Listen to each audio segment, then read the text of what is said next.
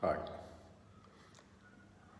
this is the saga of a unexpected transfer from the Kozhikode regional office of Department of Geology to the headquarters office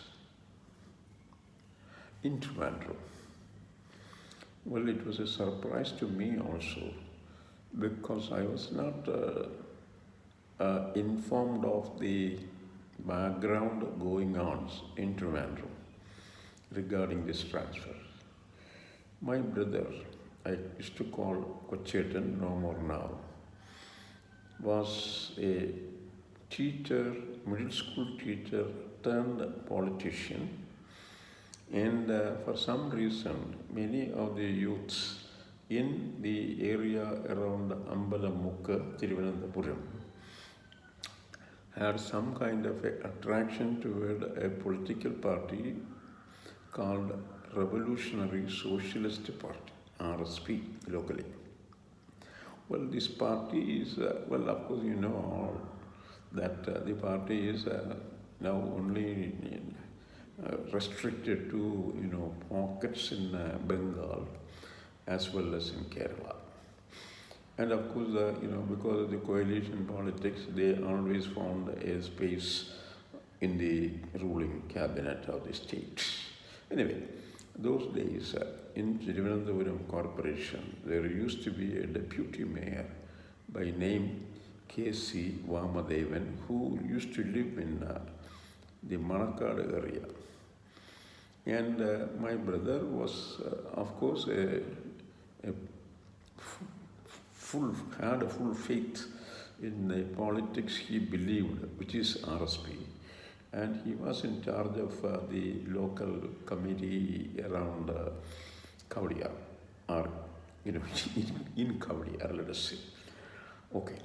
So, in fact, I have had a school teacher, high school teacher, who taught math, Mr. late P.C. John, who finally rose up to the level of state secretary of the RSP.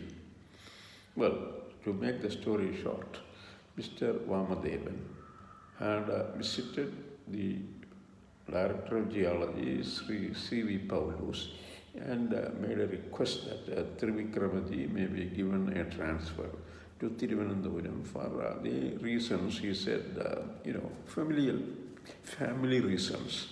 In other words, I was the youngest and my parents were retired and old, aged people. So, whatever politicians will say, but always the politician will play a role of good Samaritan. Even today, I started from the very early days because they don't really mind if their suggestion was rejected by the official. On the other hand, on the side of the officials, they always were very careful in obliging to the suggestions of the politicians as much as possible. In other words, they are also concerned about their own the future. If the political party representing the politician whose request was denied ever comes to some kind of power, and if the office chief will have to go to the same politician, he can go with a bold face instead of a small face.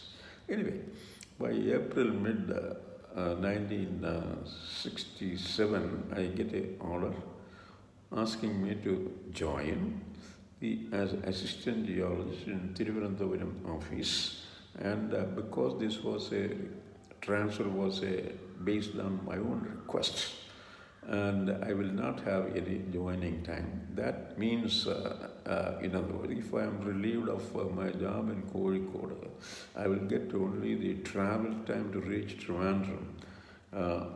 And before that, conclusion of that, I will have to join the job or report for duty in the office.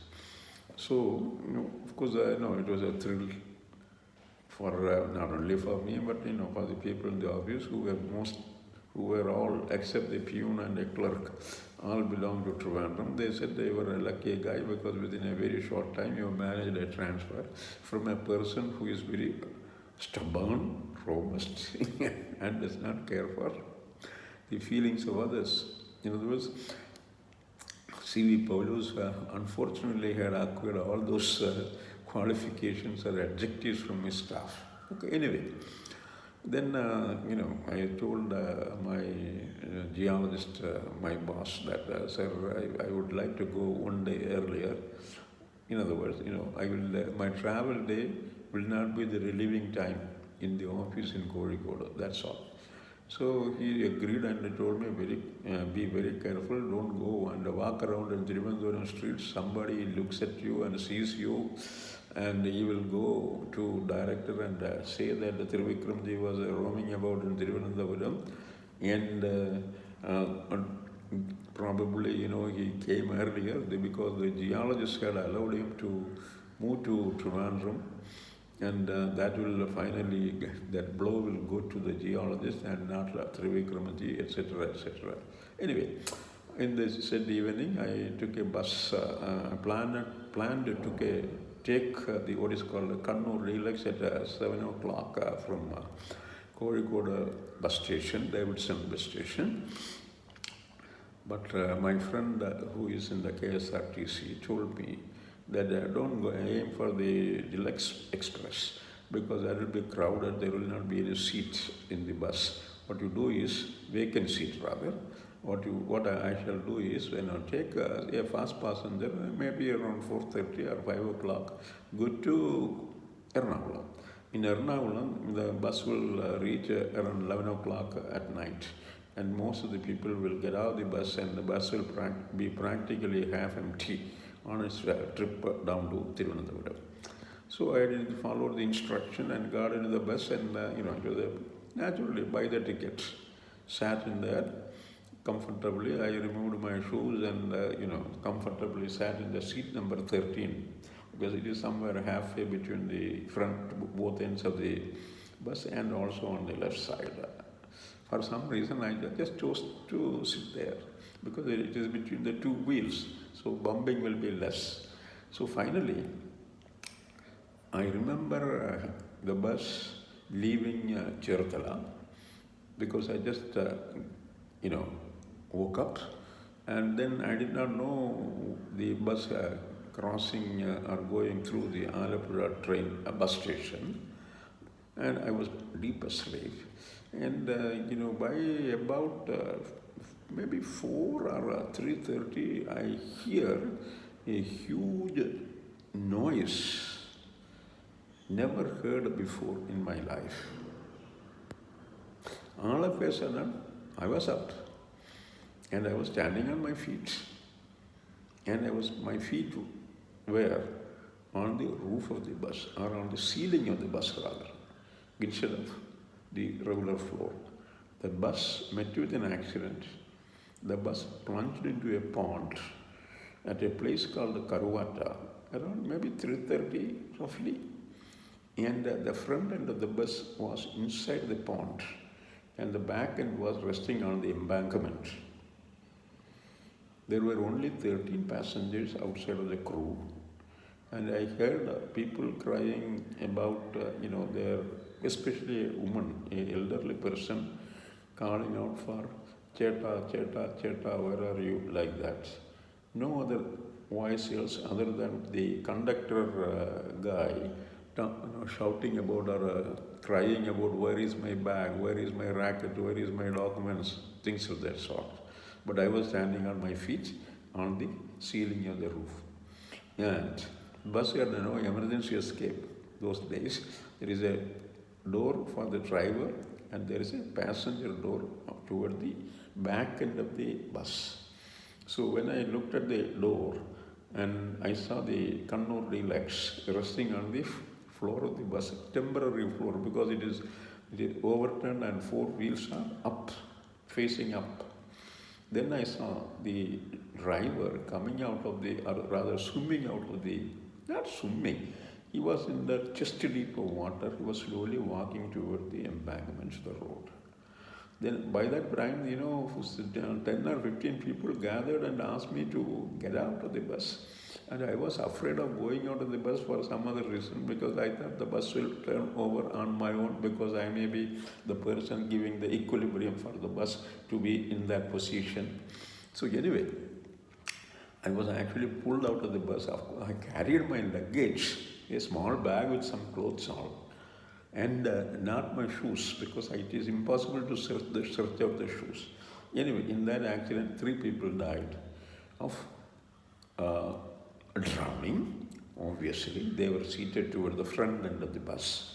One man was a retired IPS officer who was then the chief, Vishwanath Pillai, chief security officer to the KSRTC. But my next thought once I got out of the bus was to escape from the accident scene. If I stayed back there, the day after tomorrow, then 2 days hence, the newspaper will say a small report in which my name will be included, and this will reach the director's eyes, and I will be in trouble.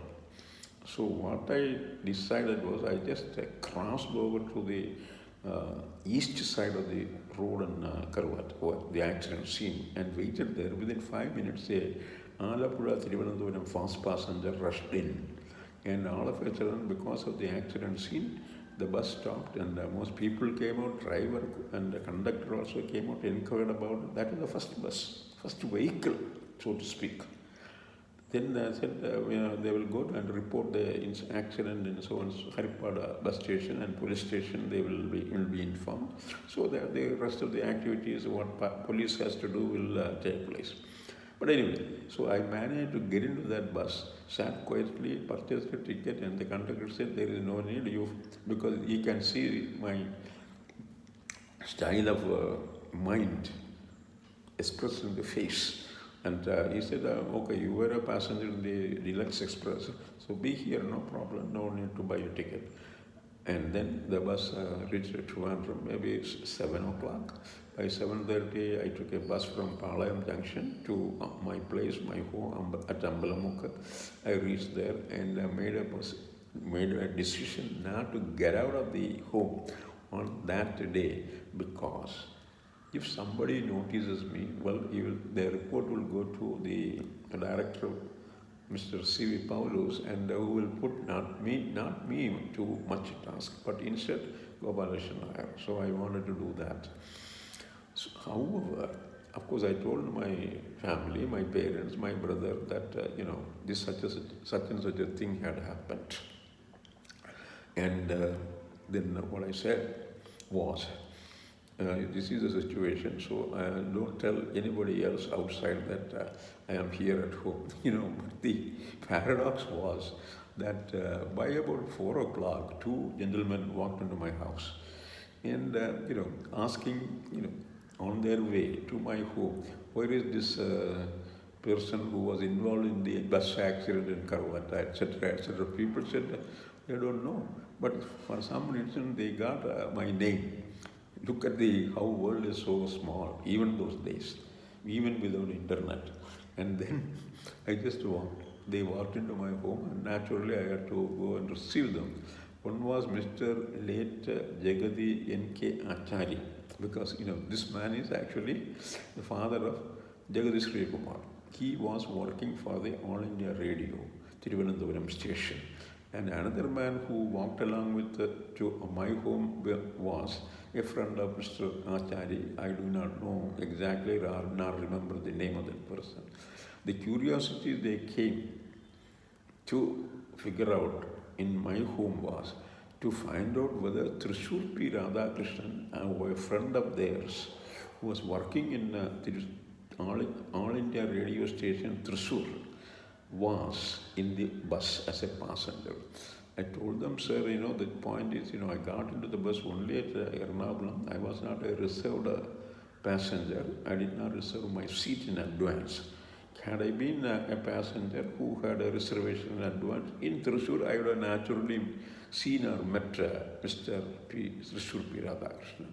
So I am not sure whether or not he was in the bus as a passenger, because I don't know the passenger list. My name also is not the passenger list. This is the advantage. Anyway, and then following morning, obviously, I went and joined for duty in the office in office complex, what is called public office complex, before the director. And the director, as usual, did not utter any word other than just signing or initialing at the left edge margin of the joining report I wrote. I said all that submitted. I am so and so joining for duty as assistant geologist on transfer from Kozhikode office to the main office. That's it. Simple. Then of course I went into the technical staff room, and of course naturally Mr. Ayyappan Nair was there in his his corner, where two screens shielded him his view, or he can probably see, but we don't see, in a corner. Kind of a cubicle without a transparent cubicle, let us say, or an impermanent cubicle. Well, Ayyappan Nair said, Vikraman, welcome to this office, and have a seat, and then said, director is not, or rather, you are not in good books of director, so mind your behavior as well as, the way you talk. Very careful about the words you use with your friends here, etc., in private. Probably this man had a soft corner for me, and he also knew that I'm a person who is unable to hide the state of mind in public. Well, maybe good, maybe bad, but I thought I never repented for this anyway. So I was given a desk and a chair only outside of this small cubicle, and I comfortably sat there. I was the only assistant geologist in the headquarters office of the Directorate of Geology, and my boss was Ayyappan Nair immediately. And of course, I went to the office, I said hello to everybody, and of course, then it is very natural. Everyday routine, morning break, tea break, forenoon tea break, afternoon tea break, and lunch at home. I can take a bus from museum to Ambalam Junction, and from there I have my food and go back to office. So that is how it all took shape. But what is called the nightmarish incident was the Kannur Deluxe Express turning turtle and plunging into the pond at Karwata. You know what happened? The next day of the accident, in Kerala Kaumudi newspaper, there was a small news item about the accident, and the passengers who were in the bus they listed only 12 passengers, and my name was not there because I did not, like I said earlier, I had no reservation in the bus. But then they also added that 3 people also died in that accident. Okay, until next time, goodbye.